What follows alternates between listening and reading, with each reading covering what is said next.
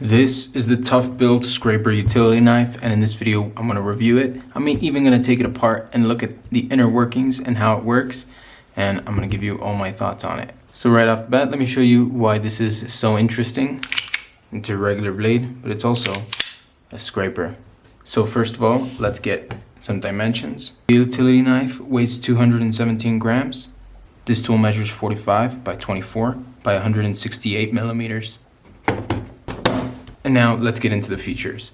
Number one is, well, it's a utility blade. And the second feature, which I already showed you guys, the main selling point is that it turns into a scraper really quickly.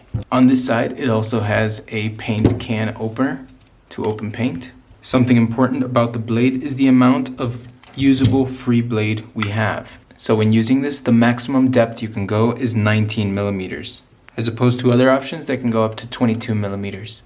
Not only that, but the front of this is pretty thick at over 10 millimeters. That thickness restricts the amount of things you can do and how much angle you can get when cutting something. Especially when turning it into a scraper, you have a lot of thickness to account for with the angle you can scrape at.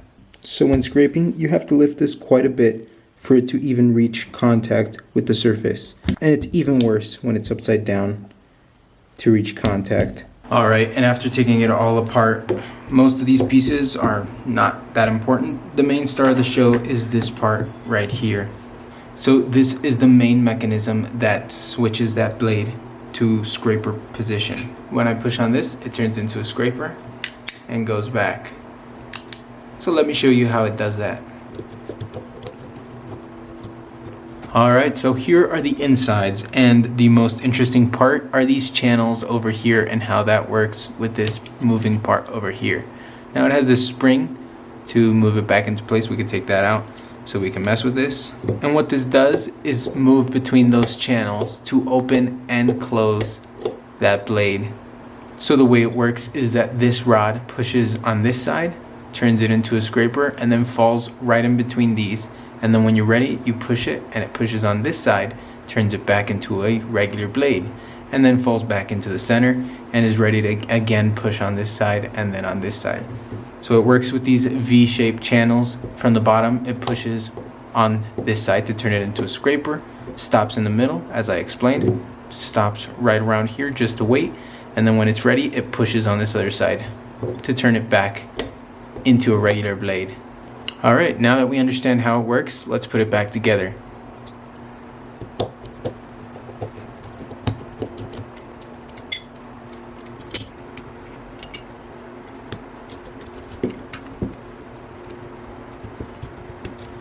Alright, and it's back together.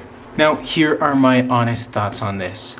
I think it's impressively built. I think this has impressive engineering in it, and it's innovative and has features never before seen, which is pretty cool, but I believe it's lacking in many areas, and there's a couple of things that keep this from being great. Number one is just how thick it is, and what I've previously explained, that even as a scraper, it has its drawbacks. Another thing which I find unusual is that it has a spring in here to help you push this back, but I wish it was stronger so that when I let this go, it would take it all the way in, but it doesn't.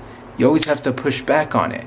And aside from that, it is very large and just hard to carry around in your pocket or whatever it might be. And while this has very impressive engineering and features that no other blade has, it's just missing a lot of those essential features that just make this a great tool. Over the 2 months of having this blade in my toolbox, I have yet to use it on something that really seemed like it needed this. I just find myself using a regular utility knife most of the time, and the scraper feature is something I just haven't used. So it's not useful to me, but maybe for someone out there it is. Overall, it's a great tool, but for me, it's just not right. Anyway, that's it for this video. Thank you guys for watching, and I'll see you guys next time.